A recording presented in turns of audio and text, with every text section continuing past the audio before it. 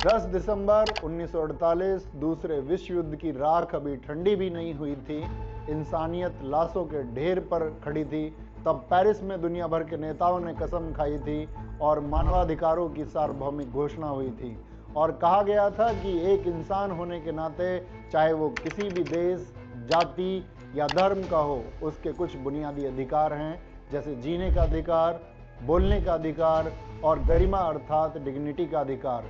चाहे वो राजा हो या रंक, ऐसे अधिकार किसी सरकार की भीख नहीं बल्कि एक इंसान के जन्मसिद्ध अधिकार हैं।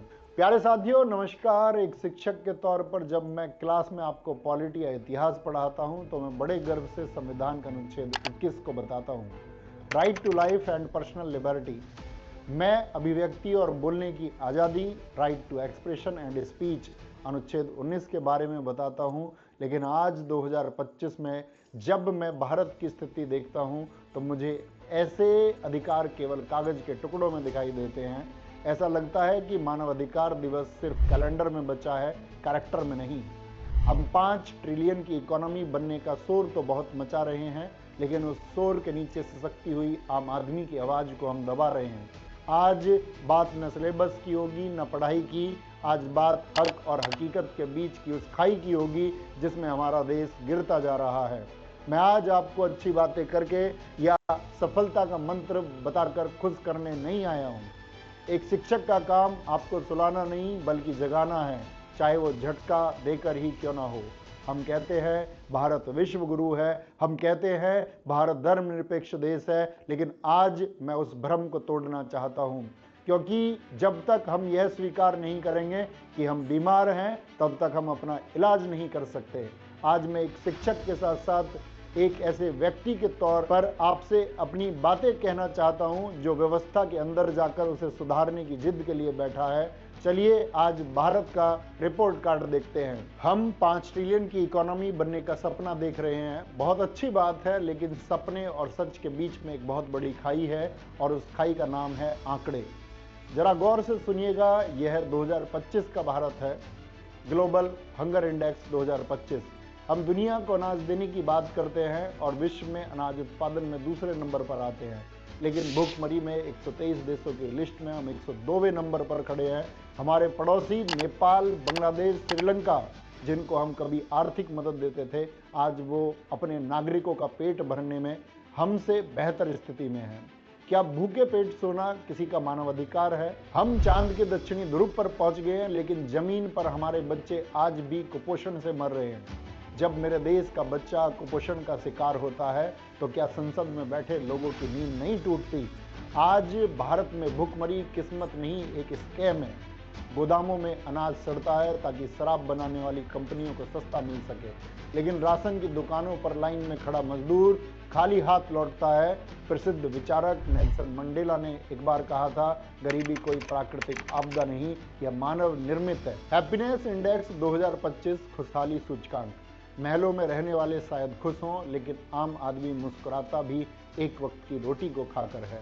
हम खुशहाली के सूचकांक में 147 देशों में 118वें नंबर पर हैं। हमें शर्म आनी चाहिए कि हम अपने पड़ोसी देश पाकिस्तान, जिसका रैंक 109 है, उससे भी ज़्यादा दुखी हैं। भारत की ऐसी स्थिति देखकर मुझे समझ नहीं आता, अब कोई नेता पाकिस्तान से हमारे आंकड़ों पर तुलना क्यों नहीं करता। सड़कों पर इतना गुस्सा, इतनी नफरत और इतनी हताशा क्यों है? क्योंकि एक आम आदमी को सिस्टम से लड़ते लड़ते यह यकीन हो गया है कि उसकी कोई सुनने वाला नहीं है। अभी हमारे पड़ोस में लोकतंत्र का महापर्व खत्म हुआ। मैंने देखा वही पुरानी कहानी, जिस नेता ने 5 साल तक स्कूलों को तबेला बना दिया, अस्पतालों को मुर्दा घर बना दिया, जनता उसी के पीछे दीवानी होकर भाग रही थी। इसे कहते हैं राजनीतिक सम्मोहन, पॉलिटिकल हिप्नोसिस। आज वही हो रहा है। आपको 5 किलो की खैरात और कुछ रुपए देकर यह एहसास कराया जाता है कि राजा बहुत दयालु है, जबकि वो कोई खैरात नहीं, आपका हक है। एक शिक्षक होने के नाते मेरा दिल तब रोता है जब मैं देखता हूँ कि ग्रेजुएट, पोस्ट ग्रेजुएट छात्र एक अंगूठा छाप नेता के पैर छू रहे हैं, सिर्फ एक संविदा की नौकरी के लिए। यह दृश्य, यह एक तस्वीर भारत के मानवाधिकारों की सबसे बड़ी विफलता है। जब योग्यता सत्ता के पैरों में गिर जाए तो देश हार जाता है, फिर उस देश का विकास नहीं, विनाश होता है। फिनलैंड और डेनमार्क जैसे छोटे देश जहां हमारे जितने संसाधन नहीं हैं वो हमसे कहीं ज़्यादा खुश हैं। क्यों? क्योंकि वहां का सिस्टम अपने नागरिक को वोट बैंक नहीं इंसान समझता है। आप समझ रहे होंगे ऐसा क्यों है। यूनान के महान दार्शनिक प्लेटो ने हजारों साल पहले अपनी किताब द रिपब्लिक में एक बहुत कड़वी बात कही थी, जो आज भारत की राजनीति पर एकदम सटीक बैठती है।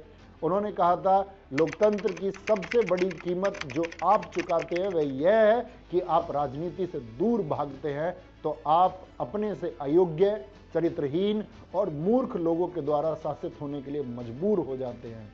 आज यही हो रहा है। मैं यह नहीं कहता कि नेता अनपढ़ हैं, उनके पास डिग्रियां होंगी, लेकिन क्या उनके पास विजन है? एक ऐसा व्यक्ति शिक्षा मंत्री बनता है जिसने शायद सरकारी स्कूल का दर्द कभी नहीं देखा, तो वह यह तय करता है कि आपके बच्चे क्या पढ़ेंगे।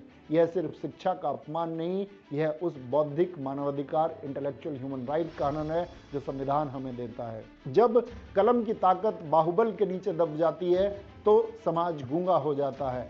जरा सोचिए, एक शिक्षक बनने के लिए BEd, TET, super TET, interview ना जाने कितनी ऐसी अग्नि परीक्षाओं से गुजरना पड़ता है, लेकिन आपकी शिक्षा नीति बनाने वाले, आपके विश्वविद्यालय का बजट तय करने वाले और देश का कानून बनाने वाले लोगों की योग्यता क्या है। मैं किसी का नाम नहीं लूंगा, लेकिन जब संसद में बिना पढ़े लिखे लोग या अपराधी छवि वाले लोग मेज थपथपाते हैं, तो यह मेज की आवाज नहीं होती, यह देश के पढ़े लिखे युवाओं के सपनों के टूटने की आवाज होती है। विद्यार्थी एक सरकारी नौकरी के लिए 14-14 घंटे लाइब्रेरी में घिसते हैं, पाई का हिसाब रखते हैं, और दूसरी तरफ संसद और विधानसभाओं में वे लोग बैठकर आपके भविष्य का फैसला ले रहे हैं, जिनका खुद का अकादमिक रिकॉर्ड देखना भी शर्मनाक है। जब एक अनपढ़ या कम योग्य व्यक्ति देश के सबसे प्रतिभाशाली युवाओं, डॉक्टर्स, इंजीनियर्स, आईएएस की पॉलिसी बनाएगा, तो परिणाम विकास नहीं विनाश ही होगा। यह हमारे बौद्धिक मानवाधिकार, इंटेलेक्चुअल ह्यूमन राइट की हत्या है। और सिर्फ युवाओं की बात क्यों करें, बात उनकी भी होनी चाहिए जो इस देश की आधी आबादी है। ग्लोबल जेंडर गैप, वैश्विक लैंगिक अंतराल 2025 देखिए।